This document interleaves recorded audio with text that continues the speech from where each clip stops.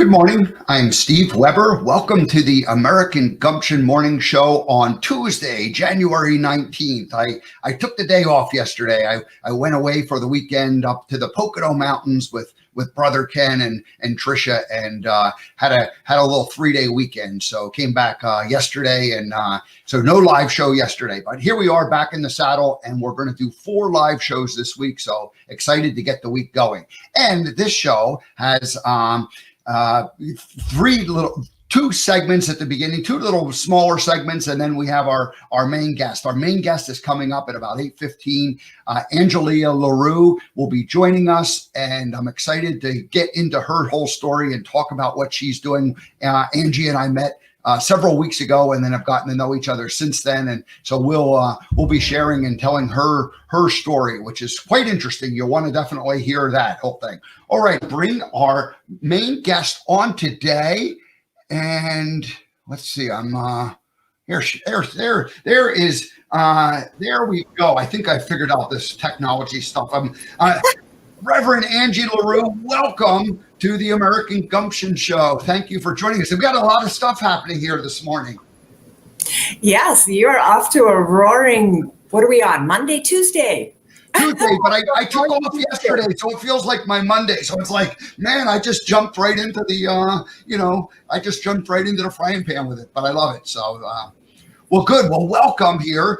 First-time guest, Angie LaRue, Reverend Angie LaRue, crystallarrays.com. She's joining us for the first time now. Angie and I met on Christmas Day. She was the guest of our Spirituality Gone Wild show that we did, 12-hour marathon. And Kathy Mason invited Angie on, and they had this conversation. And I was in this place where I was hosting the entire day. And so I ended up taking a little bit of a break when Kathy came on and you started, and I just sort of like kind of cleared my mind out, and then came back in and saw what you were doing and was fascinated by the work that you were doing. So I'm so grateful that you came and joined us today. So welcome. Oh, it's a joy to be here, and thank you to Isabella and Brandon for opening your morning show. It was lovely. Yeah, good. So here's the way this works is we have 2 things that happen when we have a first-time guest. The very first time they arrive is I read a little bio on and tell people who they are. And then I have a song, which coincidentally is called the First-Time Guest Welcoming Song. So if you come back in the future, we'll never be able to play this song again because it's only for the first time that you appear. So would it be okay if I read your bio and then, played the song to welcome you? Absolutely. It feels like a birthday. All righty. Very good. Well, good. The print's just a little small. I'm going to put on my reading glasses. So Reverend Angie LaRue is a master Christologist, healer, ordained reverend, medical intuitive, medical innovator, psychic, teacher, Reiki master, and manufacturer of orgone energy generators. My goodness. And she is also the bearer of the Antonian stone, a gift from the Palladians. Palladians. Thank you very much. So in 2018, Angie founded the Inner Passage Mystery School, which is located in Boulder, Colorado. So how did this all happen? I mean, there's a bit of a story, and we're going to get into it, but here's the very short version of it. So we'll just tell people about that, and then we'll let you get into the details after the song. So on December 9th, 2011, at 2 p.m. in the afternoon, Angie had a radical, spontaneous awakening of consciousness while going about an ordinary Hawaiian day as a professional artist and housewife. Within 3 months, her life in Hawaii abruptly ended, and she was thrust out onto the road to learn with spirit as her teacher with only 2 suitcases. So you basically packed up and you left your life in like a blink of an eye, more or less. She was reeling from the full explosion of psychic abilities and the sudden awareness of subtle energy. I love that subtle energy thing. We're going to talk about that. Full-blown and empathic skills with heavy cording to many others and the ability to see multidimensionally, which has turned her life into utter chaos. dissolving her previous life and 20-year marriage in a rapid domino effect. She would spend the next 3 years living out of a suitcase, navigating by the quiet whisper of spirit as she unlearned and remembered. I love that. Unlearning and remembering. Very, very important. It was a time of epic heights of bliss and depths of devastating suffering as the egoic structure was humbled and spirit retrained the body and mind. 5 years from the awakening day, she landed the whole experience on the tarmac of the 3D and began service through love to others. Her service now includes many offerings, energy blueprints, and ways to help people evolve their consciousness. She helps people increase their love quota and move from 3D awareness to 5D awareness. I love the 5D awareness that we're all moving towards. Angie is a healer of the body, mind, and spirit. She also manufactures tools and items to assist those on the path to higher levels of consciousness. So that's a lot there. And we're going to unpack that. And we're going to talk about a lot of that in detail. But let's play the song, and then the rest of the show will be ours to just sort of have a conversation. How's that sound? Perfect. All righty. Here we go with the first-time guest welcoming theme song.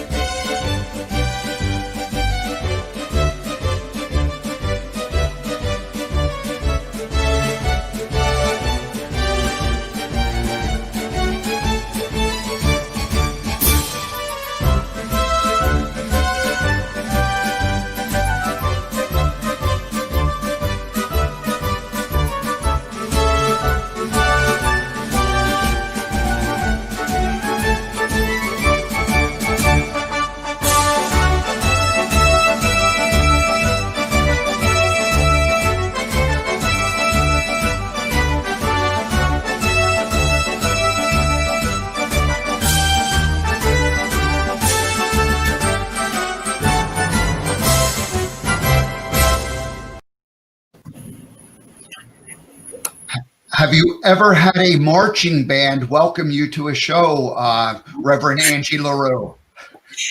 That was so adorable. When you were out traveling around, learning from spirit and your adventures with your suitcases, did you see any marching bands when you were that you remember? No, there was no moment. There was no moment like that. This was beautiful. Thank you. Oh, you're very welcome. Well, welcome to the show. After all of that, like kind of excitement of the other guests and people coming, let's just take a deep breath and relax, and let's just go into your story and share it, because it's really it's a beautiful story. But it's also one of these stories that's, like on the surface, it's kind of unbelievable. I mean, it's not what we're taught to believe happens in life. And so I've got a bunch of questions, but let me just sort of open it up to you for a minute and just say what's on your mind at this moment as we begin, because I would like to kind of unpack the whole story of how it happened. But what are you feeling at this particular moment as we begin our conversation? As you read the bio, I was having flashbacks to moments of that, which was in 2011, the end of 2011, the beginning of 2012. And it's just kind of shocking. I survived it all. I made it through it. And that was really coming up a lot in my mind, was actually made it out the other side of that. And there was many years during it when I didn't think that would happen. I'm going to jump ahead to a quote that you have where you say, by the time you figure out the game, it's too late. You're already a player. I know what that means to me, but tell people what that means. Let me read it one more time. By the time you figure out the game, it's too late. You're already a player. I mean, that really describes what happened to you. Yeah. Yeah. When you discover what you are inside and that blooms, there's no putting it back in the bottle again. You are what you are, and it's too late. You're already in the game. You were born into a human body, and you've just discovered what it's all about. And you can't unknow that. Once you know, you can't unknow it. Perfect. Well, so I'm getting a little bit of feedback. Do you hear it too, or a little bit of echoing, or maybe background noise? I don't know. Yes, there's actually somebody in the other room on an interview as well, so that might be what it is. Oh, okay, very good. All right. So, so as I read through your full bio that is on your website, it occurs to me that even though you had this spontaneous awakening on September 1st, December 9th. December 9th, 2011. Well, At 2 o'clock. At 2 o'clock, we'll get to that. But there were a couple things that happened. First of all, you felt like your artwork, you were an artist, professional artist, doing these commissioned pieces for people working out of your studio in Hawaii. And there were people who were, you realized that your artwork was actually like awakening. You were, you had, like, in retrospect, your artwork was kind of channeling what was to come in your life. And then we could go all the way back to childhood and the fact that, who you were named after and your parents in terms of their, religious connections and the environment that you were arranged in. I mean, there was a lot of like, pressure in terms of like who young Angelia was supposed to be, or, should have been. So anyway, take it from there in terms of like, what would you like to share about the early days, and maybe tell the childhood story, because I just think that it's just too foundational in terms of like sets up who we are supposed to be. And too many people get stuck being that person and not like moving on from, that early exposure to what could be. So my full name is Angela Christine LaRue. So Angela is a female version of an angel. Christine means of Christ, and LaRue is like a little street, French. It's a French word for a little street, a LaRue. And so my name kind of translated as Angel of Christ of the Road, which was a ridiculous name to try to live into. I thought it was as misnamed as could possibly be. I was actually quite rebellious and incalcitrant, and I had a lot of issues growing up, a lot. I didn't think that could ever be. And then on top of it, I was a PK. I was a preacher's kid. My father was an ordained minister, and later in my life, my mother became a lay preacher. And my brother is a Zen Buddhist monk, or probably priest by now. And I didn't see how I was going to fit into that family or anything about that whatsoever. So it was quite the shock of my life when I experienced the spontaneous awakening of consciousness. So really, you kind of had that foundational like teaching of like who young Angie was, and we carry those things with us, and then you made sort of a conscious decision to not live that life, or you wanted to discover your own identity. And so you're off in Hawaii being this artist, and talk a little bit about the what you saw in retrospect as far as the way your art had evolved the several years prior to December 9th. I had started off as a hyper realist. If there was a million hairs on a bobcat, I was going to sketch a million hairs on a bobcat. I was a hyper realist. And that, as I evolved and as I grew and as I became less calcitrant, less hard, I began to move into Impressionism.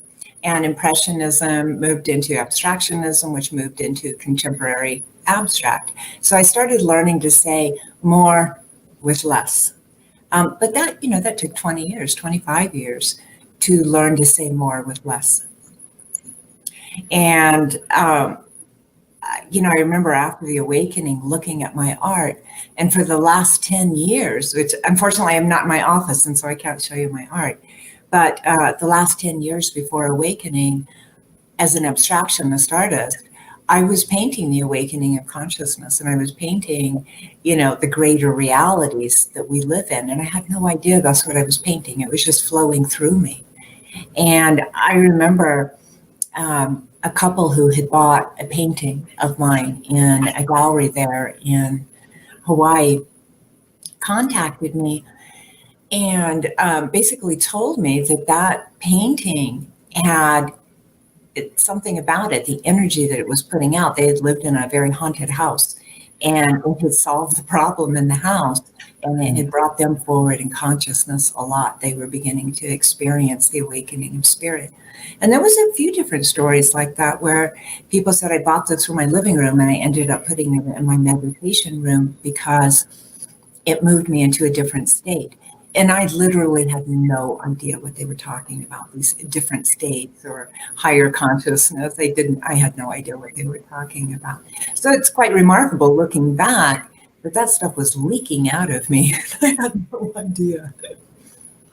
So there was this energy inside of you that was sort of like building up, and we called it the what did you call it? The spontaneous awakening of consciousness.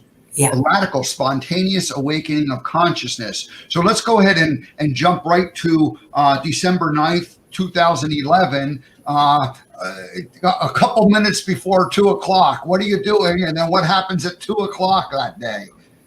So I'm on the phone with a man in another country who's commissioning a piece of art. He has an estate in Africa and he wants a painting to hang of that estate in his castle in Scotland, right? And so we're kind of, setting up the details of how I'm going to get to Africa to see the estate and blah, blah, blah. And it's all happening around his 50th birthday. And there's a lot of details to work out. And it's a huge flight. It's like 3 days travel or something from Hawaii. It was quite a mess. Yeah.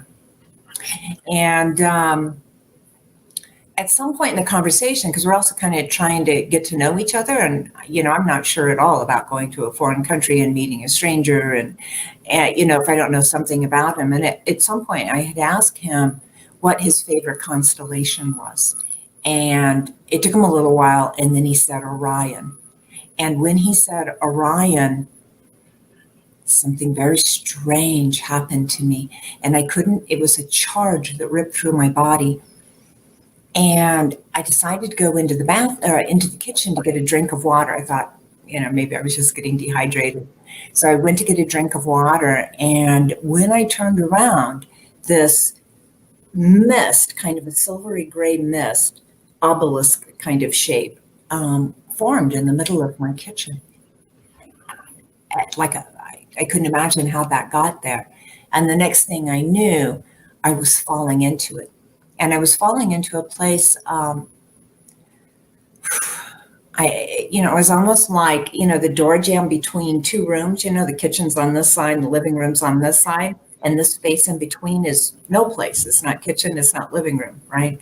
And that's what I fell into. I fell into this like no space. And there was no top, no bottom. There was nothing there. It was faintly illuminated, but the illumination seemed to be coming from me. And I'm still on the phone. And I'm yelling. Right, because you were actually on the phone, and when you decided you needed to get a drink of water, you didn't say, "Excuse me, I'm going to go get a drink of water," and put the phone down. You just picked up the phone, and you're walking into the kitchen, and you're opening, getting some water, pouring it into your glass, drinking the water, and then this has all happened. But you're talking to him at this whole time. Is that right? Right. So that got really messy really quickly. And I'm yelling, I'm falling, help, I'm falling. And suddenly I kind of popped back out of that null space that I was falling into. And I was back in my body, which is sliding down, the kitchen cabinets, and water was sloshing all over me. And I was like, I gotta go. And I hung up and I made it into the living room and I laid on the floor. I think I must have sensed that I needed grounded, but I was on a second story building on a mountainside. And so I laid down, and that's when the Kundalini flowed, which I didn't understand. I thought lightning came up through the ground, entered my feet, and shot up my body, up my spine, and out my head. it would be a year or more before I learned it was the Kundalini. I thought lightning came out of the ground, and I couldn't, I was actually looking for burn holes in the carpet. I had no idea. I was so clueless. So for people who don't know, a Kundalini is sort of a mystic experience or a chemical reaction in the brain that occurs where, like people take different psychotic drugs to reach that type of thing, but this is a natural forming thing. Explain a little better what that would be, because maybe I'm not even sure 100%. Well, how I kind of visualize it now, because that experience reoccurred a number of times in different ways, is we expand. Our field expands really rapidly, and nature hates a void. And so energy rushes back in to fill that void. And the body experiences that. And in my case, I experienced it like lightning. Now, the Kundalini energy doesn't flow like that for everybody. It can be like a snake weaving up the spine. It can be like little ants. It can be a lot of ways. It's usually not lightning, so I don't want anybody to get scared. That's very rare, as is a radical spontaneous awakening. So I don't want anybody to be concerned that what happened to me is going to happen to them. It really is rare. I've met a few other people who have gotten kind of the cosmic 2x4 awakening, but it's rare. It's a rare thing. So I don't want anybody to be worried about this. Right. So you did what any normal person would do. You went to doctors and you said, hey, what's wrong with this, doc? And this is basically, you're looking, from a Western medicine perspective, they're trying to analyze what is happening to Angie. Why did this occur? And there's no real answer, is there? No, I ran it. I did everything. I did IQ test, psychological test, had MRIs done, absolutely everything. I thought the most logical explanation was I'd probably had a stroke of some sort, right? That was the most logical explanation. Yeah, but all those tests came back. I was utterly psychologically sound. I was very intelligent. There was nothing wrong with my body. And so my husband and I began trying to figure out, well, what did happen? What is left? And just by punching random words that were happening to me into search engines, we landed on the spiritual awakening, and it checked off every single mark of what was happening to me.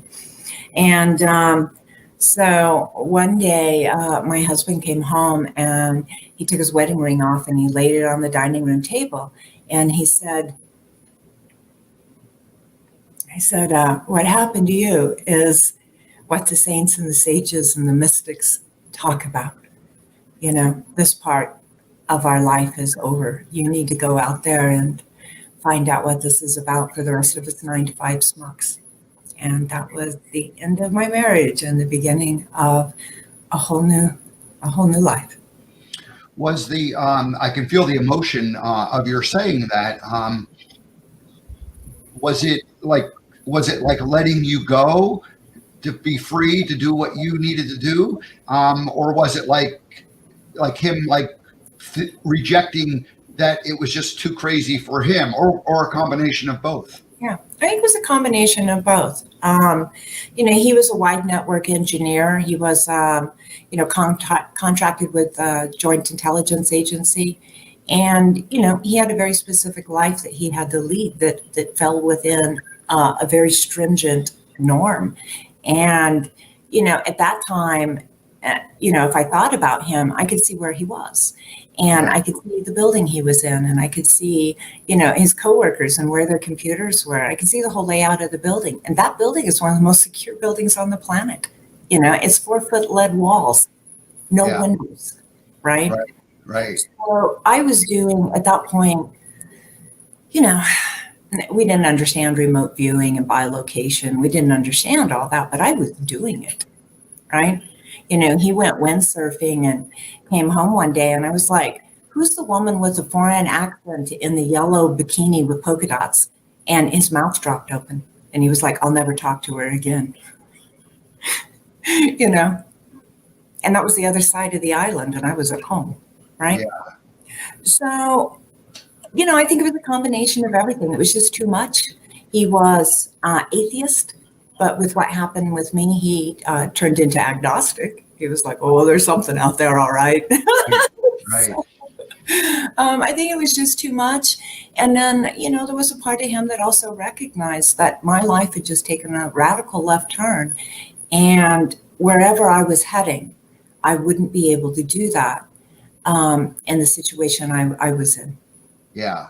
Yeah. Somewhere too, I read, and again, this story is, this story has kind of two components. One is like kind of what happens in any particular moment. And then there's like the part where you like zoom out and you can, see like what had been happening at that time, but not until like years later where you're able to look back at it. And so anyway, it's quite fascinating in terms of, that like things are happening that you don't understand in one moment, but then like years later, or at least with some perspective of time later, you're able to look back and kind of understand.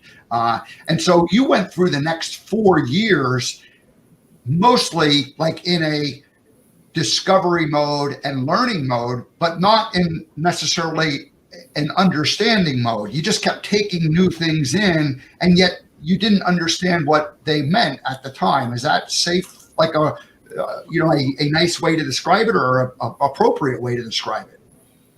Yeah, I was off on an adventure where I didn't know where the destination was. I didn't know if there was a destination. And the only guidance I had inside me was this very quiet voice that I had to get very still and listen for.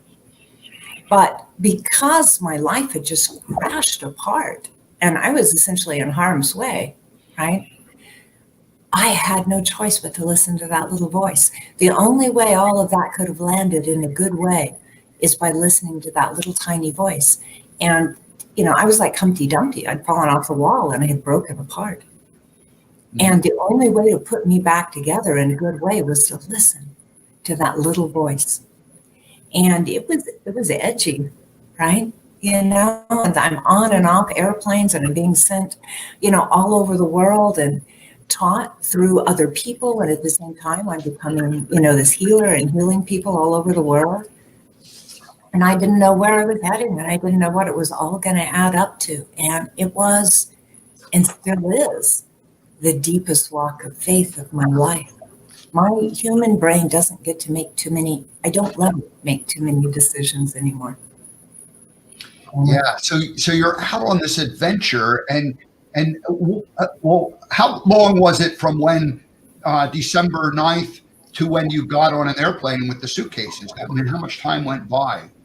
Just a couple months, I think. Yeah, just a couple months.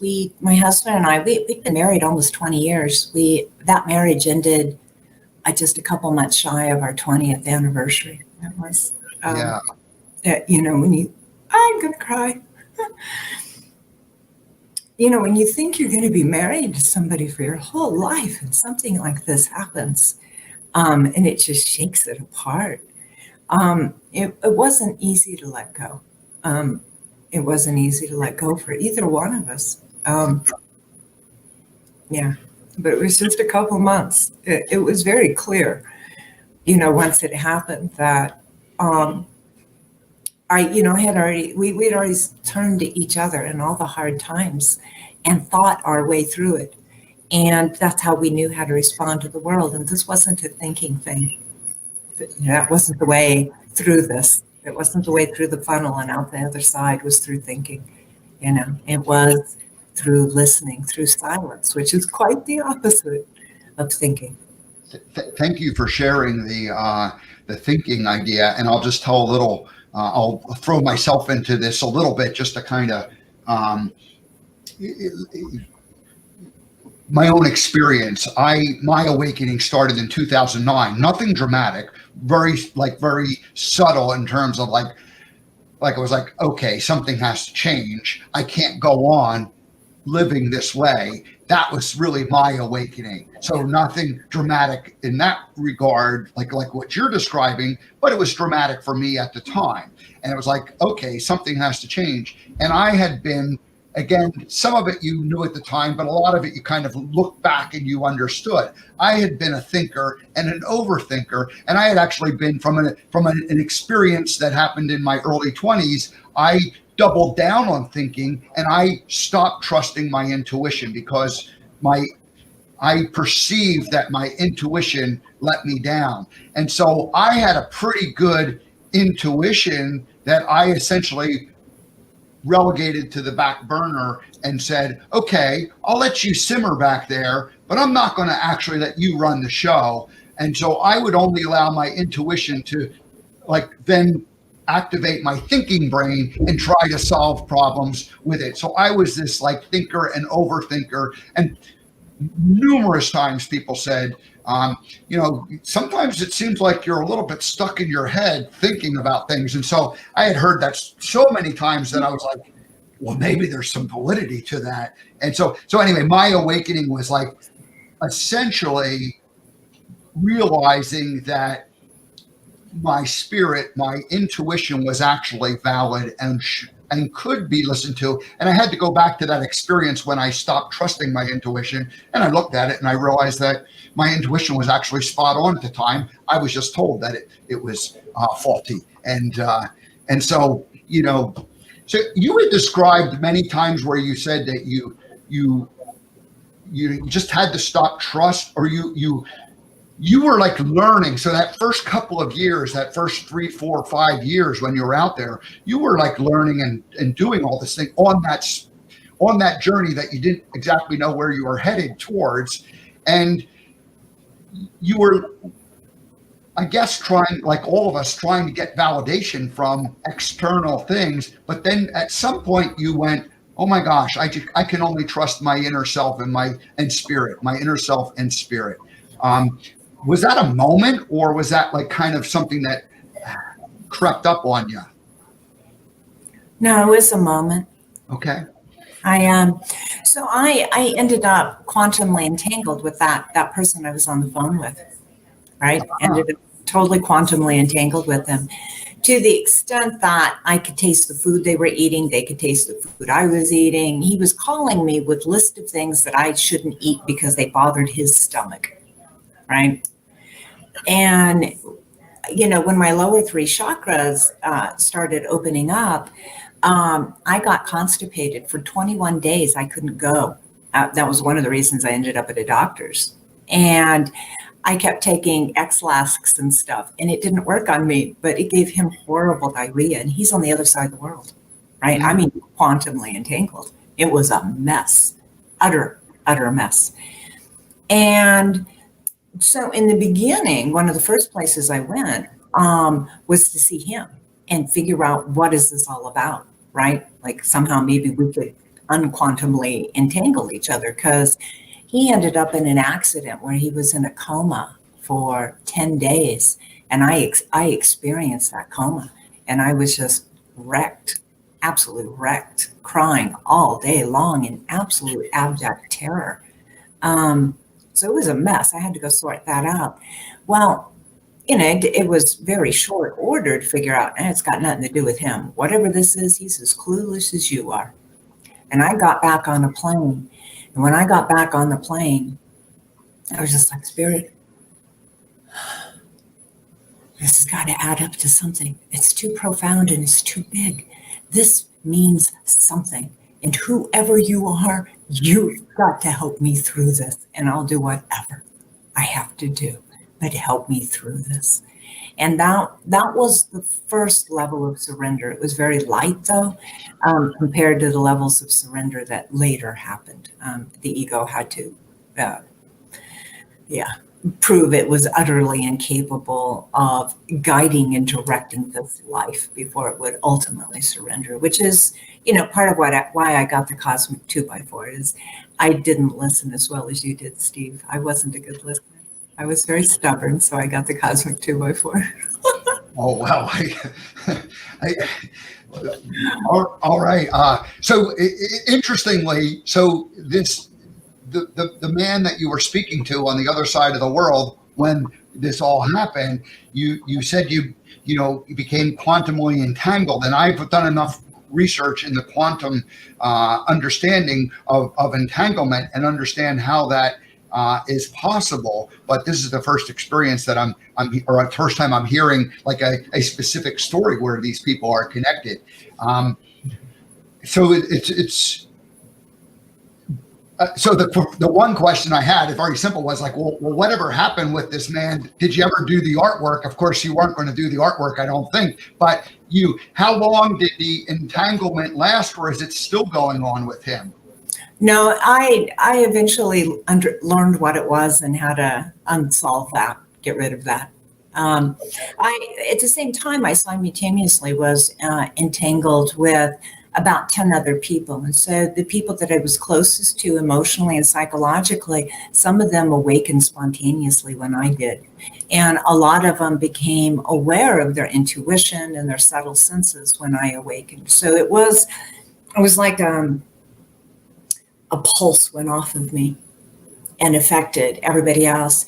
And, I had these injuries. I had a bad back from an art display blowing down in Aspen, Colorado, 30 years before. I had a torn Achilles tendon. I tore in the Grand Canyon on a hike. I had a number of, bodily complaints. And one of them was I was allergic to chemicals, and I would get all these terrible blisters on my hands.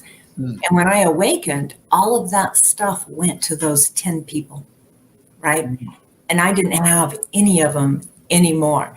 And they slowly, one by one, would call me and they go, you know what? I woke up this morning with blisters all over the palms of my hands. And the first thing I said to myself was, this isn't mine. This is Angie's. How'd that happen, Angie?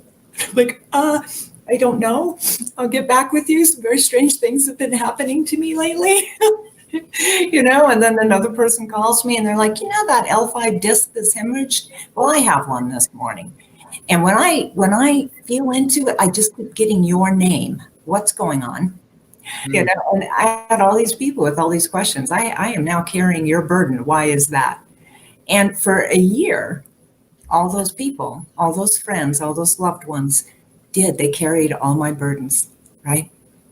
And after about a year, when I started learning how to unquantumly entangle from everybody, all my stuff started coming back to me. Oh, so you were, one of the things that you talk about is corded work, where people, or there's connections that people get with others. So energy strands, I've heard it described as, is that what you're describing, or is that something different? Yeah, no, that's it's the same thing. I mean, basically we are all part of a weave, a tapestry. And what happens to one string in the tapestry affects the other strings nearby it. Those nearby strings being those that we love, that a lot of our thoughts and our emotions go to. So where attention goes, energy flows.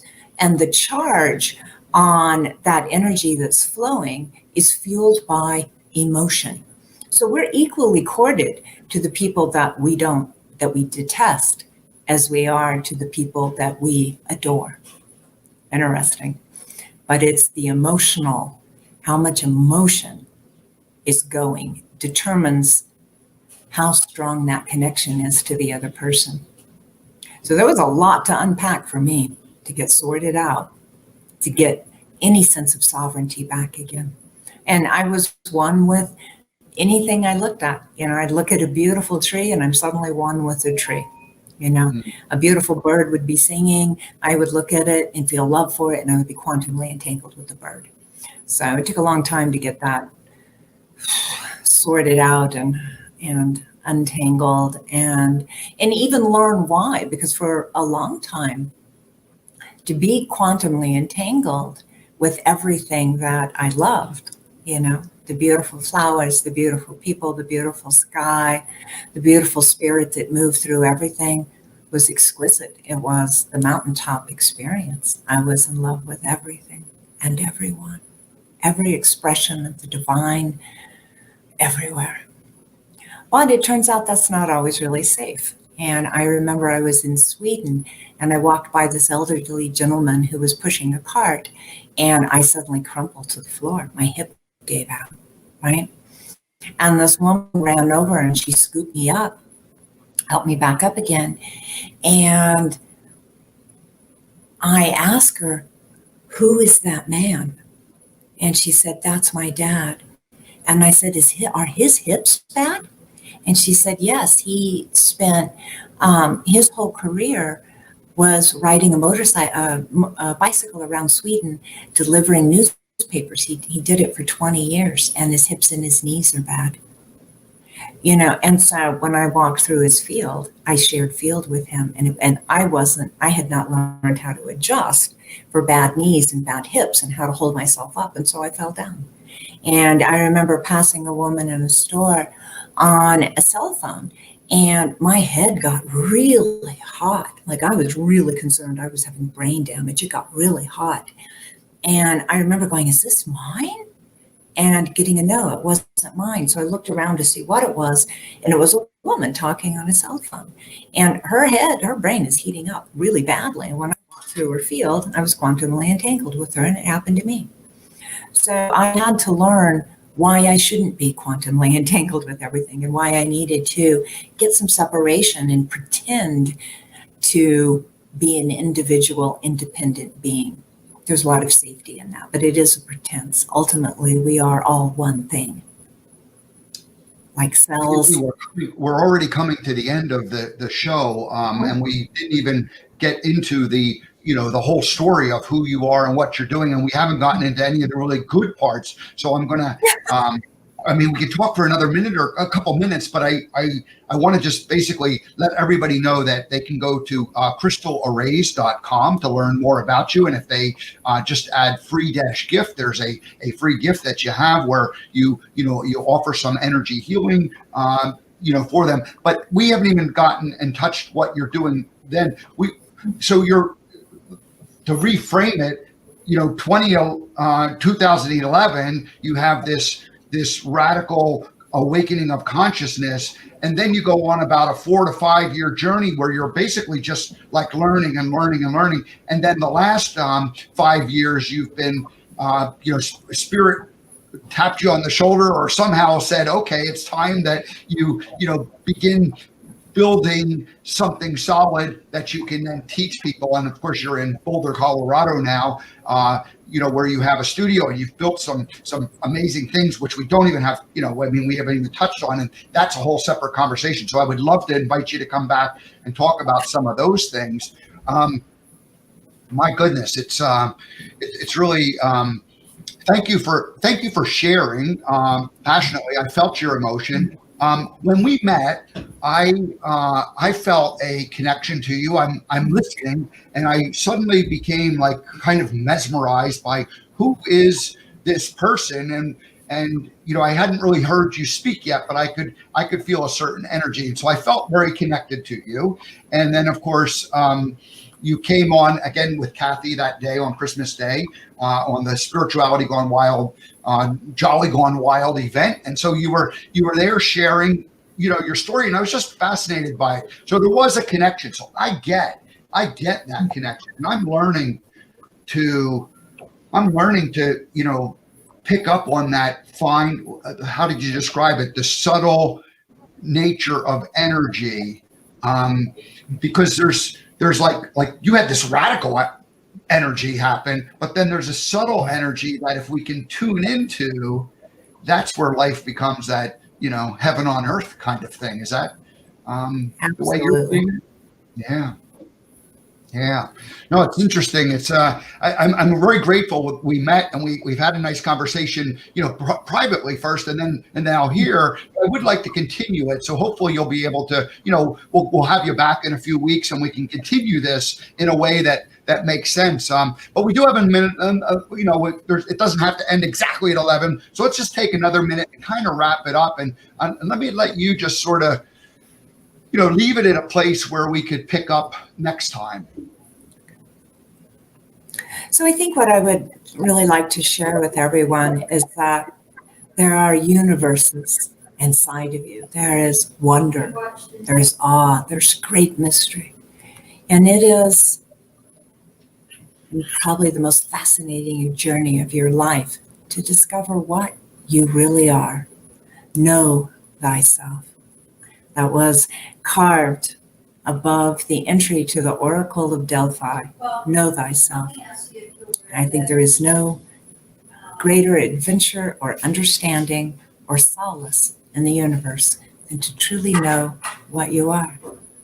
And yes, I would love to come back and continue telling the story of what I discovered was inside of me.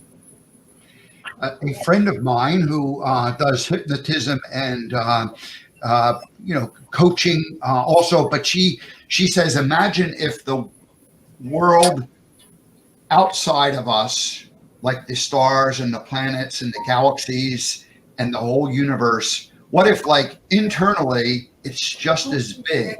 And this is something she's just a few months ago, I first heard her say that, and I instantly went, oh my gosh, let me try to imagine that. And she's been, repeating that theme. And I think that's what you just talked about, that internally we're just as big as we are externally. When we travel out of body to go to other worlds, right?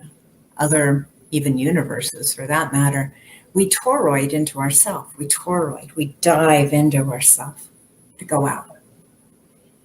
And it is all through the dive within. That is the great golden gateway to the rest of all that is.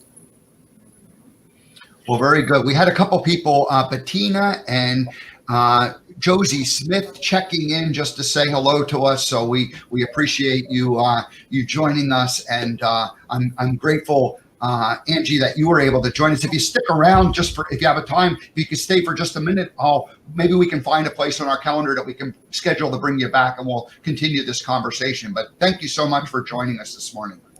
Thank you, everyone. Blessings to you.